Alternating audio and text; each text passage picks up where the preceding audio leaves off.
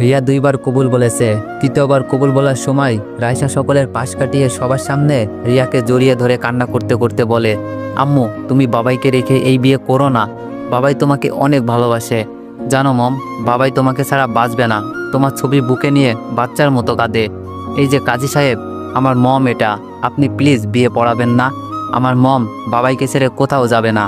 এই যে আঙ্কেল, বর্ষে যে বসে আছেন কেন, আপনি জানেন না এটা আমার মম? আপনি এত পচা কেন? আর আপনারা সবাই হা করে তাকিয়ে আছেন কেন? আপনারা জানেন না এটা আমার মম? এমন সময় রিয়ার বাবা আসাদ সাহেব রাইসার মুখে ঠাস করে চর বসিয়ে দেয়। ছোট লোকের বাচ্চা, তুই ছোট মুখে বড় কথা বলিস কেমনে রে? 6.5 বছর বয়সী রাইসা চর খেয়ে মাটিতে পড়ে যায়। রাইসার করুণ চোখে রিয়ার দিকে তাকায়। মনে মনে ভাবে মম তাকে বুকে জড়িয়ে নিবে, কিন্তু না। আমি ক্লাসে ভর করে বিয়ে বাড়িতে ঢুকলেই বুকের ভেতরটা কেমন করে ওঠে। মনে হচ্ছে বুকটা আমার পুড়ে যাচ্ছে। রাইসা মাটিতে পড়ে আছে। জ্বরটা এতই জোরে ছিল, রাইসার ঠোঁট কেটে রক্ত বের হয়ে যায়।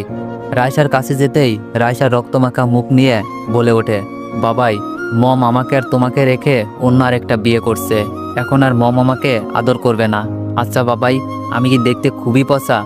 দেখো বাবা, আমার ঠোঁট কেটে রক্ত বের হচ্ছে। তুমি কষ্ট পেও না বাবা, আমাকে বুকে নাও তো।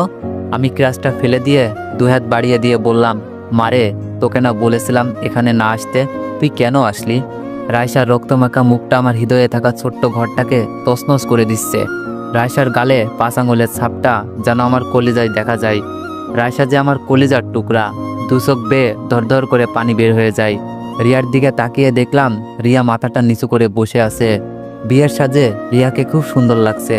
আকাশের চাঁদটা আজ আকাশে নেই, জমিনে নেমে এসেছে। রিয়াকে এত সাজতে কোনোদিন দেখিনি। আমার সাথে রিয়ার যখন বিয়ে হয় তখন 1 পাতা টিপ আর টাউন হল মার্কেট থেকে 560 টাকার একটা শাড়ি ছাড়া কিছুই দিতে পারিনি। আজ রিয়া অনেক সুন্দর করে সেজেছে। বিয়ে বাড়িতে সবাই অবাক চোখে আমাদের দিকে তাকিয়ে আছে। রিয়ার আব্বু বলল, এই রহিম, শরীফ, তোরা কি করছিস? এই ছোট লোকের বাচ্চাটা কিভাবে ঢুকলো? বের করে দে এদের। আমি রাইসাকে বললাম, চলো মা, তোর মায়ের বিয়ে তো শেষ হলো। কি হলো, আপনারা যাবেন নাকি ঘাড় ধাক্কা দিয়ে বের করে দিব? আপনাদের জন্য আমাদের কথা শুনতে হলো। রাইসা বলল, আঙ্কেল, আমার বাবাইকে বকো না। দেখো না, আমার বাবাই হাঁটতে পারছে না, আমার বাবা কান্না করছে। আমরা আর আসবো না এই বড় লোকের বাড়িতে। রাইসার কথা শুনে দারোয়ানের চোখে পানি চিকচিক করছে। আমি ক্লাসে ভর করতে করতে নরকপল্লী থেকে বেরিয়ে একটা সিএনজি নিয়ে বাসায় চলে আসলাম। বাসায় আসার পর রুমে রিয়ার ছবিটা দেখে কষ্টটা নতুন করে আবার চারা দিয়ে উঠল। রাতে শুয়ে আছি, রাইসা আমার বুকে শুয়ে আছে। আমি রাইসার মাথায় হাত বুলিয়ে দিচ্ছি। রাত 9টা বাজে। হঠাৎ বুঝতে পারলাম রাইসা কাঁদছে। রাইসার মাথায় হাত বুলাতে বুলাতে বললাম, তুই না আমার মা, তবে কাঁদছিস কেন? রাইসা বলল, বাবা জানো, আজ যখন নানু আমার গালে চড় মেরে রক্তাক্ত করলো তখন মম কিছুই বলল না। মম ওই পোষা আঙ্কেলটাকে বিয়ে করে নিল। বাবাই, তুমি কষ্ট পেও না, আমি তোমায় ছেড়ে কোথাও যাব না। আমি বললাম, মা, জানি তো, এখন ঘুমাবে, কান্না করবে না। রাইসা ঘুমাচ্ছে। আমি হারিয়ে গেলাম 7 বছর আগে। রিয়ার সাথে কলেজে পরিচয়, তারপর বন্ধুত্ব। আর বন্ধুত্বটা একটা সময় ভালোবাসার রূপ নেয়। রিয়া তখন আমাকে ভীষণ ভালোবাসতো। আমি একটু ইগনোর করলেই পাগলের মতো হয়ে যেত। একদিন রিয়া আমার ম্যাচে ব্যাগপত্র গুছিয়ে চলে আসে। রিয়াকে জিজ্ঞেস করলে রিয়া আমাকে জড়িয়ে ধরে কাঁদতে কাঁদতে বলে, রাজ আমার বাসা থেকে বিয়ে ঠিক করেছে। আমি নিজেকে সামলে নিয়ে বললাম, ছেলে কি করে? রিয়া বলল, ছেলে আমেরিকার সিটিজেন। আমি বললাম, আলহামদুলিল্লাহ। রিয়া, তুমি বিয়েটা করে নাও, আমাদের সম্পর্কের কোনো ফিউচার নেই। রিয়া আমার গালে চর বসিয়ে দিয়ে বলে, রাজ, তোমাকে ছাড়া আমি বাঁচব না। তুমি যদি বিয়ে না করো তাহলে আমার সুইসাইড করা ছাড়া কোনো উপায় নেই। সেই দিন রিয়ার জেদের কাছে হার মেনে রিয়াকে বিয়ে করে নিই। ঢাকা থেকে চট্টগ্রাম চলে যায়। একটা প্রাইভেট কোম্পানিতে ভালো একটা জব হয়। আমাদের ঘরটা ভালোবাসায় ভরে ওঠে।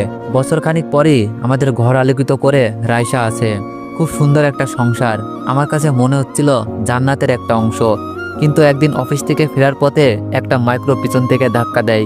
ভাগ্যিস বেঁচে যায়, কিন্তু জীবন থেকে হারিয়ে যায় অনেক কিছু। হসপিটালে প্রায় 6 মাস খানেক ছিলাম। চাকরিটাও চলে যায়। এইদিকে রিয়া আমার দুরবস্থা দেখে প্রাইভেট কোম্পানিতে প্রিয় পদে যোগ দেয়। এইদিকে অ্যাক্সিডেন্টে আমার ডান পাটাও পুরোপুরি নষ্ট হয়ে যায়। রিয়ার রোজগারের উপর প্রায় সম্পূর্ণ নির্ভর হয়ে পড়ি। কিছুদিন পর রাইসার 5ম জন্মবার্ষিকীতে রিয়ার বস জনাব সাইদ সাহেব আসেন। লোকটা এসে রাইসাকে কোলে তুলে নেয়। খুব মিশক একজন মানুষ। মাঝে মাঝেই রিয়ার মুখে তার গুণকীর্তি শুনি। দিনগুলো ভালোই কাটছিল। হঠাৎ একদিন রিয়া ফোন দিয়ে বলল তার আসতে রাত হবে। আমি আর কিছু বললাম না। রাত 9টার দিকে রিয়া বাসায় আসলো। রিয়াকে বললাম, এত রাত পর্যন্ত কি করলে? রিয়া সোজা সাপটা উত্তর দিল, অফিসে কাজ ছিল। আমি বললাম, এত রাত পর্যন্ত কিসের কাজ তোমার? রিয়া বলল, তুমি কিন্তু আমাকে সন্দেহ করছো। আমি বললাম, এটা সন্দেহ না, আমি শুধু জানতে চেয়েছি। রিয়া বলল, আমি তোমাকে কৈফিয়ত দিতে পারবো না, আমার টায়ার্ড লাগছে। আমি আর কিছু বললাম না।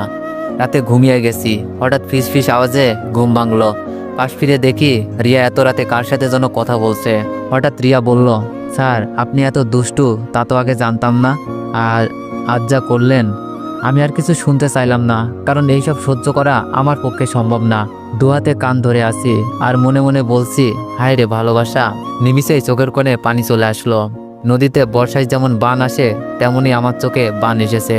পরের দিন রিয়া আমার দেয়া নীল শাড়িটা পরে ব্যাগপত্র গুছিয়ে বলল, রাজ, অফিসের জরুরি কাজ আছে, কক্সবাজার যাব।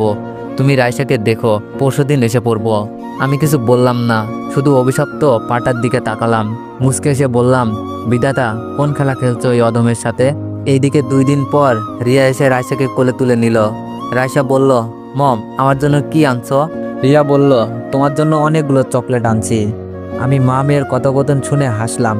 আমি মনে মনে বললাম, চিরদিন যেন এই মমতায় বন্ধনে আবদ্ধ থাকে। রিয়া আমাকে দেখে কিছু না বলে ওয়াশরুমে চলে গেল। পরের দিন হঠাৎ করেই দিনের বেলা কাঁপুনে দিয়ে জ্বর চলে এসে গেল। জ্বরে সহ্য করতে পারছি না। রায়সার পাশের রুমে টিভি দেখতেছিল। রায়সাকে ডাক দিলাম। রায়সা কাছে এসে বলল, বাবাই ডেকেছো আমায়? হ্যাঁ মা। তোমার মমকে ফোন দিয়ে বলো তো বাবাই খুব অসুস্থ। রায়সা রিয়াকে কয়েকবার ফোন দিতেই রিয়া ফোন রিসিভ করে ঝাঁঝালো কণ্ঠে বলল, ফোন দিয়েছো কেন? রায়সা বলল, মম, বাবাই খুব অসুস্থ, তুমি আসো, বাবাই জ্বরে কেমন করছে। রিয়া বলল, মামুনি, তোমার বাবাইকে বলো ডক্টর দেখাতে, আমার আজ একটা পার্টি আছে। রায়সা ফোনটা কেটে দিল। রায়সা বলল, বাবাই চলো, তোমাকে নিয়ে হসপিটালে যাব। রায়সার দিকে তাকিয়ে চোখের পানি ছেড়ে দিলাম। মেয়ের আকুতি শুনে না করতে পারলাম না। বিকেলবেলা হসপিটালে ব্লাড টেস্ট করে ধরা পড়ল আমার টাইফয়েড জ্বর হয়েছে। ডাক্তার প্রেসক্রিপশন লিখে দিল। ওষুধ নিয়ে হসপিটাল থেকে বের হয়ে রিক্সা করে যখনই বাসায় যাচ্ছিলাম, রিক্সাটা যখন পার্কের সাইড দিয়ে যাচ্ছে, এমন সময় রায়সা বলে উঠল, বাবাই দেখো তো, মম না ওইটা? আচ্ছা বাবাই, মম ওই আঙ্কেলটাকে জড়িয়ে ধরে আছে কেন? আমি পার্কে তাকিয়ে থমকে গেলাম। মনে হচ্ছে বুকের ভেতরে কেউ যেন পাথর তুলে দিয়েছে। রিয়া এমন কিছু করবে স্বপ্নেও ভাবিনি। রিয়া তো আমাকে ভালোবাসতো, তাহলে কেন এমন নোংরামি করছে? রায়সা বলল, কি হলো বাবাই, ওটা মম না? মম কেন অমন করছে? ছোট্ট বাচ্চা মেয়ের প্রশ্নের উত্তর দেওয়ার মতো কোনো কথাই পৃথিবীতে অভিমানে খুঁজে পাচ্ছি না। চোখের পানি বাধা মানছে না। মনে মনে বলছি, হে আল্লাহ, এই অবুঝ মেয়েকে কি বলে সান্ত্বনা দিব? রায়সা বলল, কি হলো বাবাই, তুমি কাঁদছো কেন? না রে মা, চোখে হয়তো বালি গিয়েছে। আর পার্কে যে মহিলাটাকে দেখলি সেটা তোর মম না। রায়সা বলল, বাবাই তুমি মিথ্যা কেন বলো? তুমি না বলেছ মিথ্যা বলা মহাপাপ? আমি বললাম, আরে পাগলি মেয়ে আমার, এই পৃথিবীতে একটা মানুষের মতো দেখতে হুবহু 7টা মানুষ হয়। রায়সা বলল, ও আচ্ছা। রায়সাকে নিয়ে বাসায় এসে পড়লাম। বাসায় এসে রিয়ার সাথে কাটানো মুহূর্তগুলোর কথা ভাবছি আর চোখের পানি মুছতেছি। রাত 9টা বাজতেছে, এখনো রিয়ার আসার কোনো খবর নেই। এইদিকে জ্বরটাও বেড়ে গেছে। জ্বরের শরীর দিয়ে আগুন বের হচ্ছে। রায়সা ছোট্ট মেয়ে, বারবার মাথায় জলপট্টি দিয়ে দিচ্ছে আর মাঝে মাঝে বলছে, বাবাই এখন কেমন লাগছে? আমি মুখের কোণে হাসি ফুটিয়ে বলছি, মা এখন অনেক ভালো লাগছে, তুমি ঘুমাও। রায়সা আবার মাথায় হাত দিয়ে দেখে জ্বরে গা পুড়ে যাচ্ছে। রায়সা বলল, বাবাই তোমায় না বলেছি মিথ্যা বলবে না, তোমার তো অনেক জ্বর। আমি জলপট্টি দিয়ে দিচ্ছি। জলপট্টি দিতে গিয়ে রায়সার চোখে ঘুম এসে যায়। রায়সা ঝুমোতে ঝুমোতে আমার বুকে পড়ে যায়।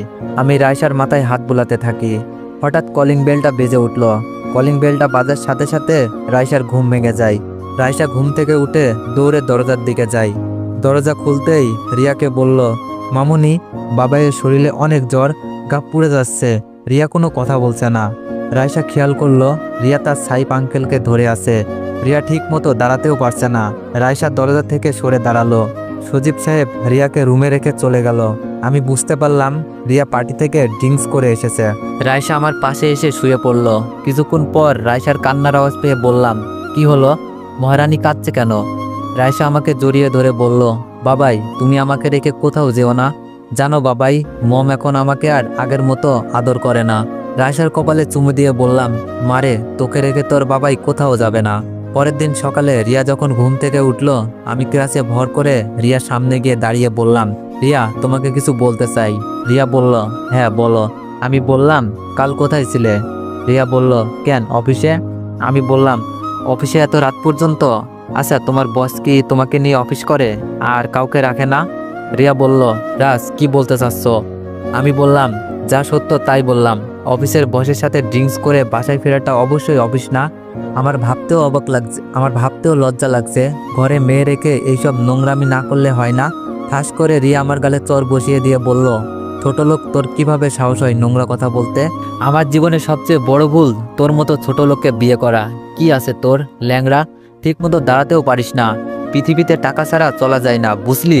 আমি বাবার সাথে কথা বলেছি, আমি তোর সাথে থাকতে পারবো না। আমি বললাম, সত্যিই তো, কেন থাকবে? আমার না আছে অর্থ, না আছে স্বাভাবিক একটা জীবন, ঠিক মতো দাঁড়াতেও পারি না। এমন সময় রাইসা এসে বলল, মম তুমি বাবাইকে চড় মারলে কেন? রিয়া বলল, রাইসা মামুনি তুমি যাও তো এখান থেকে। রাইসা বলল, না যাব না, তুমি আগে বলো বাবাইকে কেন মারলে? রিয়া বলল, তোমার বাবা পচা কথা বলেছে। রাইসা বলল, না আমার বাবা ভালো, তুমি পচা, তুমি বাবাইকে আর মারবে না, মারলে তোমাকে বকা দিব। রিয়া বলল, তোর পাখনা গজাইছে, ছোট লোকটার সাথে থেকে থেকে তুইও এমন হয়েছিস। আমি বললাম, রিয়া রাইসাকে কিছু বলো না, রাইসা ছোট মানুষ। আমি রাইসাকে বললাম, মামুনি তুমি তোমার রুমে যাও। রাইসা বলল, না বাবাই, আমি গেলে আবার তোমাকে মারবে, আবার মারলে আমিও বকা দিব। রিয়া রাইসাকে চর মেরে বলল, গেলে এখান থেকে। রাইসা কাঁদতে কাঁদতে চলে গেল। আমি বললাম, তুমি রাইসাকে মারতে পারলে? রিয়া বলল, মেরেছি, বেশ করেছি। আরেকটা কথা, আমি তোমার সাথে হ্যাপি না রাজ, আমি তোমার কাছে ডিভোর্স চাই। আমি বললাম, রিয়া রাইসার কথাটা একবার ভাবো। রিয়া বলল, সরি, আমি কোনো ল্যাংড়ার সাথে থাকতে পারবো না। আর বাবা বলেছে রাইসাকে তুমি না পালতে পারলে কোনো এতিমখানায় দিয়ে দিবে, এতে যা খরচ লাগবে সব বাবা দিবে। সো রাইসাকে নিয়ে চিন্তা করতে হবে না। রিয়ার মুখে এমন কথা শুনে বুকটা কেঁপে উঠল। ঠাস করে চর বসিয়ে দিলাম। রিয়া আশ্চর্য হয়ে আমার দিকে তাকিয়ে থাকলো। রিয়া বলল, মারলে তুমি আমায়? আমি বললাম, হ্যাঁ মারলাম, কারণ তুমি আমার কলিজাকে নিয়ে বাজে কথা বলেছ। রিয়া বলল, ছোট লোকের আবার কলিজা? শোন, আমি চলে যাচ্ছি, কখনো যেন তোর এই মুখটা না দেখতে হয় আমার। আর যদি আমাকে সত্যি ভালোবেসে থাকিস তাহলে ডিভোর্স পেপার পাঠাবো, সেখানে সাইন করে দিস। আমি মাথা নাড়িয়ে হ্যাঁ সূচক জবাব দিলাম। রিয়া তার সবকিছু নিয়ে বাসা থেকে বের হচ্ছে। এমন সময় রাইসা দরজার সামনে দাঁড়িয়ে বলল, মম তুমি কোথায় যাচ্ছ? রিয়া বলল, কে তোর মম? রাইসা বলল, মম মজা করো না তো, তুমি আমার মম, বাবার সাথে রাগ করো না, বাবাই তোমাকে অনেক ভালোবাসে। জানো মম, তুমি যখন অফিসে থাকো বাবাই তখন তোমার ছবি বুকে নিয়ে শুয়ে থাকে। রিয়া বলল, রাইসা সরো, আমার যেতে হবে। রাইসা বলল, না আমি সরবো না। মম তুমি যেও না। যত সব ছোট লোকের বাচ্চা বলে রাইসাকে ধাক্কা দিয়ে সরিয়ে রিয়া বের হয়ে গেল। বাসার নিচে তাকিয়ে দেখি সাহিব সাহেব দাঁড়িয়ে আছে। বুঝতে বাকি রইল না, রিয়া এখন সাহিব সাহেবের প্রেমে অন্ধ। আর অন্ধ হবেই না কেন, একটা ল্যাংড়ার সংসার করতে কে চাই? রাইসার দিকে তাকিয়ে দেখি রাইসার কপাল কেটে গেছে। রাইসার কপালে রক্ত দেখে বুকটা ফেটে যাচ্ছে। রাইসাকে বুকে নিয়ে হাউমাউ করে কাঁদছি। এইদিকে রিয়া চলে গেল। রাইসা মাঝরাতে ঘুম থেকে উঠে মা মা করে চিৎকার দিয়ে ওঠে। রিয়াকে আমি কিছুতেই ভুলতে পারছি না। রিয়া চলে যাওয়ার 2 দিন পরই ডিভোর্স লেটার পাঠাই। ডিভোর্স লেটার সই করার সময় চোখের পানিতে ডিভোর্স লেটার ভিজে যায়। সেই দিন রাতে রাইসাকে বুকে নিয়ে অনেক কান্না করি। এইদিকে প্রায় 15 দিন পরেই খবর পাই রিয়ার সাথে সাহিব সাহেবের বিয়ে। বিয়ের কথাটা শুনেই বুকের ভেতর চিনচিনে ব্যথা করতে লাগে। রাতে যখন রিয়ার ছবি বুকে নিয়ে কাঁদছি, এমন সময় রাইসা দেখে ফেলে। পরের দিন সকালে রাইসা বলে, বাবাই নামাজ পড়ার জন্য ওযু কিভাবে করতে হয় আমাকে শিখাবা? আমি বললাম, কেন মা? রাইসা বলল, ওহ বলো তো শিখাবা কিনা। আমি বললাম, আচ্ছা। রাইসা বলল, চলো তাহলে। রাইসাকে যেমন যেমন বললাম তেমন তেমন করে ওযু করে নিল। রাইসা বলল, আচ্ছা বাবাই, আল্লাহ নাকি সবার কথা শুনে, তাহলে আমার কথা শুনবে? আমি বললাম, মা, তিনি যে দয়ার ভান্ডার, সবার কথাই শোনে। রাইসা বলল, আচ্ছা বাবাই, আমি যদি আল্লাহকে বলি, আল্লাহ তুমি আমার বাবাইকে কষ্ট দিও না, মমকে আমাদের মাঝে আবার এনে দাও, তুমি দেখো না আমার বাবাই মমের ছবি বুকে নিয়ে কাঁদে, শুনবে তো বাবাই? রাইসাকে বুকের সাথে জড়িয়ে ধরলাম। আমি কি বলবো, বাকরুদ্ধ হয়ে গেছি। রাইসা নামাজ পড়ে মোনাজাতে সবকিছু বলল। আমি তাকিয়ে তাকিয়ে চোখের জল ফেলছি। হঠাৎ রিয়ার বিয়ের কথা শুনে রাইসা বায়না ধরল। পরে রাইসাকে বিয়ে বাড়িতে নিলে যেসব ঘটনা ঘটে তা তো শুনলেনি। পরের দিন অটো করে রাইসাকে নিয়ে যখন স্কুলে যাই তখন একটা সিএনজি অটোকে ধাক্কা দেয়। তো এভরিওয়ান, নেক্সট পার্ট খুব শীঘ্রই আসবে। আর গল্পটা কেমন হয়েছে সবাই একটু জানাবেন। আর যদি গল্পটা ভালো লেগে থাকে তাহলে সবাই লাইক, কমেন্ট, সাবস্ক্রাইব করে দিয়েন। ধন্যবাদ।